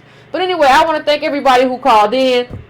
I appreciate y'all. We will talk as usual on the next Breaking Brown. I apologize to the people that I couldn't get through today, but we're coming up on 2 hours. So we will talk the next time we meet, and I'm not sure whether that'll be Wednesday or another day. Like I said, I'll let you know on my Facebook. Thank you, fam. I appreciate you. Please subscribe. Please like.